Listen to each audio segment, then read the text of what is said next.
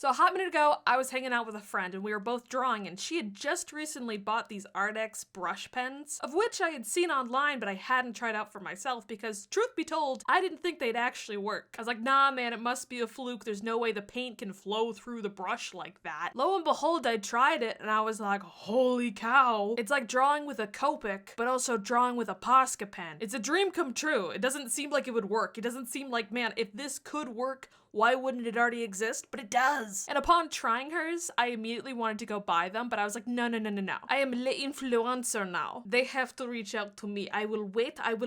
And you know what? Waiting paid off. They reached out and they were like, hey girl, we saw your Posca video. That's not true. They didn't see my video. It's kind of implied though. I could feel the jealousy radiating off the email. Don't look into it. But they offered up their bullet nibs and I was like, girl, bullet nibs are cool, but I want to look at those brush pens and I want to look at some of your sketchbooks. So we talked back and forth and eventually we were like, okay, let's make a little video. So they sent along this stuff and this video is me trying that stuff out and I'm gonna go through, review it, and give you my takeaway. So yippee-ki-yay, let's get into it. First off, let me explain what you've probably been seeing me do in like the background of my chitter chatter. What I'm doing is testing out how these paints work with the mediums that'll go underneath it. For example, graphite or Prismacolor Kohl Erase pencils. Graphite is really easily accessible to most people, so it's what people use as like their base of operations, like when they're doing sketches that they're gonna paint on top of. A lot of people use graphite. I haven't used graphite for like the base of my paintings in years. I always use like an erasable colored pencil, just because graphite has the tendency to bleed into lighter colors or smudge with water. Well, I don't have that issue with Prismacolor. Another thing is that when you use mediums that like rub off, they have that excess pigment that can sometimes bleed or mess up your piece. So I'm using a kneaded eraser to lift up that extra pigment so that when I put the paint on top, it does not bleed into whatever I'm doing. So what a lucky girl am I. Arrtx sent over the 90-piece brush set. They have a few different sets. Some are like the 48 set for like anime style or the 48 for more nature inclined things. They also recently put out one for skin tones. So if you're more of a portrait artist, you might want to go for that. I did not have the brain power to go through and see where things overlap. You will have to use your own noggin for that. I deeply apologize for the inconvenience. 90 seems like a lot of colors, but I'm a color hungry girl. So while it may seem like a lot, it's like, oh, you have like 10 blues, 5 greens, 16 yellows, and so on and so forth. Whenever they have these color sets though, it's always extremely lacking in purple, which is, you know, reasonable because purple's a hard color, but like homegirl always wants more purple. The great part is though, the limitation forces you to be creative. I found that I was a lot more open to be experimental with like skin tones and like how I shade things and what colors I use to shade it. So like instead of just going like from like a light skin tone to a slightly darker skin tone to a darkest skin tone to do like cell shading, instead I'm like shading with like greens and blues, which is more fun and expressive, you know? Limitations cause you to be more creative. For this particular drawing, I'm working on Bristol paper just because it's a lot more of a solid, sturdy, non-absorbent material. For a lot of people, the big issue with like Posca pens is the pilling, and so I wanted to pick a paper that would not have that issue. One thing I did notice with these brush pens is streaking. So when you do one layer over another, even though the paints are opaque, they're not fully opaque, so sometimes you get a little bit of that overlap. But since this medium encourages you to do like layer upon layer, it wasn't something that really bothered me because I could just go back in with the exact same color and just do another layer on top, which I would likely do anyway while I was playing around. I'd say if you're trying to fill like giant wide spaces, these aren't that great for you to use. It's definitely for like filling in a certain area that's like small in a sketchbook and then like doing details on top. I wouldn't do like an entire 18 by 24 scene with these, but I have seen people use these on top of like acrylic paint for fine details. On the upside though, I haven't noticed much pilling from these. Another downside with like the bullet nib markers in general is that pilling has always been an issue with them, whether it's the paper or like the actual nib coming apart. That is not something I noticed while drawing with the brush pens. Another upside is that when you do make mistakes, it's really easy to just go back in and do those layers to fix it. It's a lot of room for experimentation, which leads me to talk about what I think this medium is good for. As I said previously, I wouldn't recommend this for like 18 by 24 large projects like murals and such. And I also wouldn't recommend this for work that you expect to be archival. When I had spoken to the people over email, I asked them about light fastness, which is the ability for something not to be like decomposed by sunlight over time. For example, watercolor doesn't have that much pigment and the binder isn't that great, so when sun hits it, it starts to fade away really easily, as opposed to like acrylic and oil paints that have an easier time holding on pigment standing up to sunlight. And since I don't know what these like materials are made of, like I don't know the chemical makeup of them, I can't give like an answer on like if you should be selling these as like official pieces or not. They said that they're currently doing a study, but they don't have the results yet, which is to be expected because those kind of studies take time. But that's something I always worry about when it comes to new mediums. And I think because you don't have that report yet, it's much better suited for things like sketchbook work or like color studies, or if you're designing a new character, these are really great to like do that shape building to build up your character into new projects and ideas. I think like typography is great. Like if you want to do like fancy titles while you're like journaling, I love doing some fun typography. I think these are fantastic for that just because it's kind of like a nice quill pen where you can do fun like flicks of the wrist to get interesting effects onto your typography. One thing I saw online a lot of people say is that they couldn't get replacements for the markers, which isn't true. On the website for Arrtx, if you go to the little tab, it does have individual markers and you have to order in sets of 5. I don't mean like one color, you have to order 5 of them. I mean like you have to order at minimum 5 in order to like put in the process, and they're about $1.50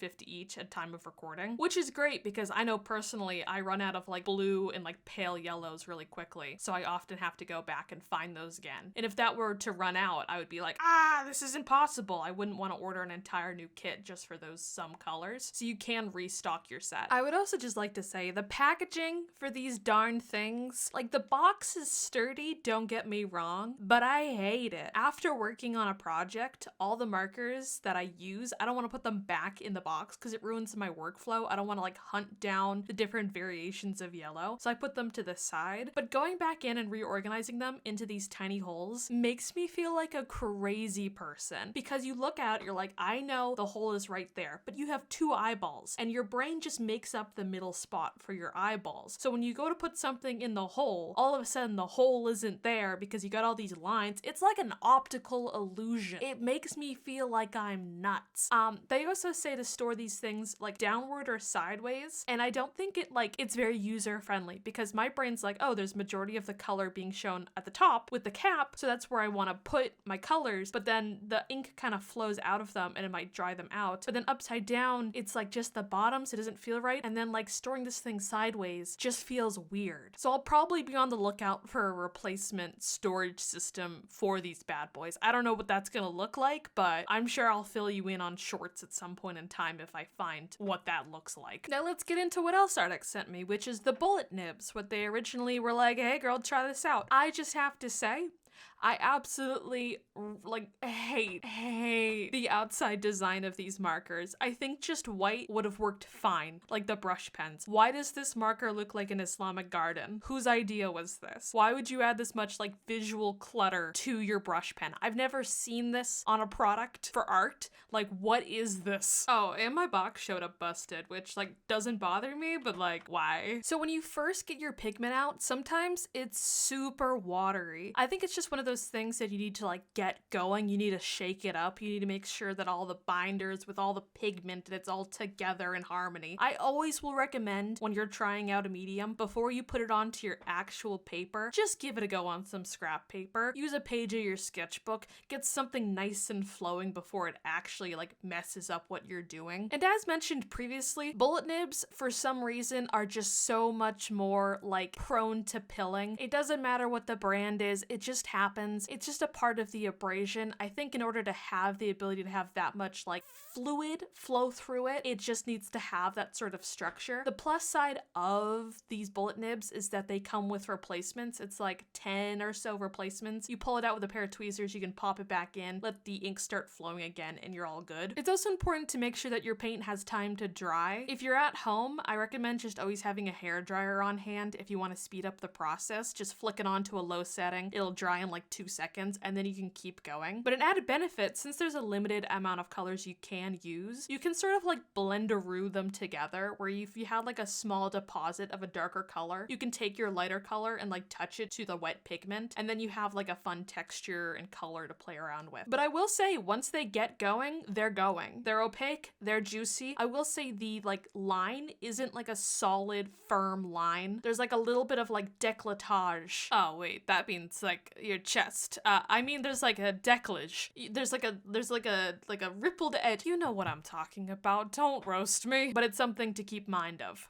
Fun fact, I can write with my left hand. When I was a little kid, they weren't sure if I was going to be a righty or a lefty because I couldn't figure out why scissors didn't work sometimes, because I would try to use them with my left hand and it would really hurt. And I think the main reason I'm currently right-handed is because scissors were kind of painful. So what's the main difference between Arrtx and Posca? They're kind of competitors at this point. Most notably is the fact that Posca has an extremely limited shade range. They've had the same shades for years, they make them in all sorts of different sizes, they're iconic to the brand, but it's so limited. And I like a good limitation, as I said prior. Limitation breeds creativity, but sometimes mama just wants that color. Arrtx has a wide range of shades and it administers the paint in a very similar way. The nibs, the only difference I notice is that like the Posca ones is a little bit more pointed and that the Arrtx one has a little bit more spacious aeration looking nib, if that makes sense. It's a lot more like, I feel like it's gonna fall apart, but it comes with replacements, so I'm not really worried about it. I also really wish that Arrtx would come out with like fine liners and tiny little brushes, just so you can get that fine detail like what Posca has. Now this is probably a lot more personal to the stuff I do, but a lot of times I paint on leather and I can't use like an erasable colored pencil on leather, so I use Posca pens, and when I make a mistake I go in with like a black or similar color to the bag and I use that to erase my mistakes. So I wanted to make sure that I could use Arrtx to lay out those designs. And you know what? It stays on leather. That baby's even waterproof. It is perfectly fine to lay out your sketches on leather bags with Arrtx paint markers. Who'da thunk? And it's quite opaque too. I wouldn't say like if you were to like make and sell bags, I would recommend using like the Arrtx paint markers, just because again, that like long-term archivalness isn't proven yet. But if you wanted to like buy an old secondhand leather like bag or coat and like customize it a little bit with these, I think you easily could. In fact, it seems that even though these are said to be like water-based, they're pretty water resistant once dry. The only issue is that like in this little scene I filmed, my paint water was dirty because I hadn't expected to like try out how like water resistant they were, but it's pretty solid, which was quite surprising. I think abrasion is the biggest issue, just don't like rub it while it's wet. That's what she said. Sorry.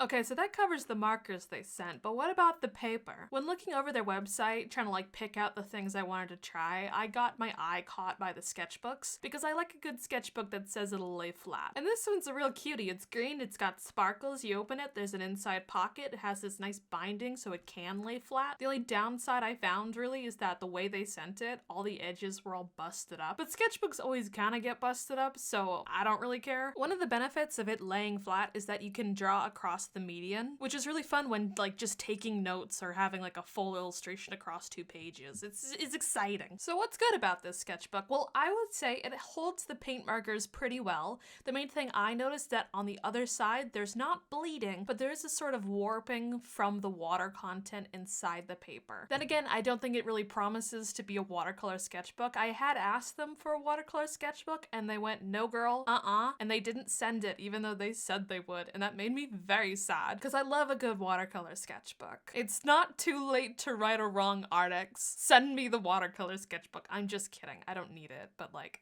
hit me up. You can see here I'm outlining another mermaid drawing, but this time I'm using the Posca like bullet nib just because, you know, I wanted those nice, clean, sturdy lines for it. I like how loose and sloppy you can kind of be with paint markers. It's quite enjoyable. I sound like I'm wine drunk. I promise you I'm not. This sketchbook claims to be amazing for erasing. I would say there's absolutely no sketchbook that does that besides Moleskine.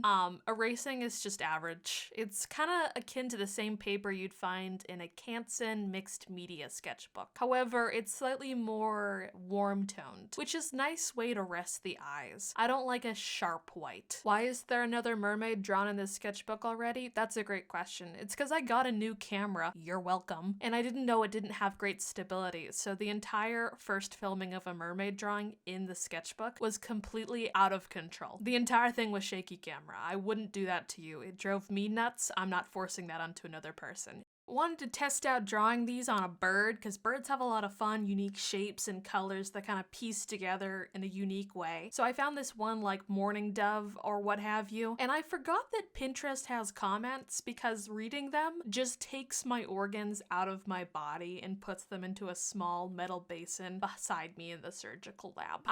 They gut me. This is all I can say. It's like, why would you write this? What is this? But anyway, you can use like fun, different other mediums, for example, colored pencils, to add an extra layer of texture on top of your paint marks. So mixed media may be a thing for you, and I think they work lovely on top of each other. It doesn't like resist with some sort of plasticky coating. It just goes nice and textured with the paper, and it has a lovely result. So instead of sending me that extra watercolor sketchbook, Arrtx sent along this marker paper.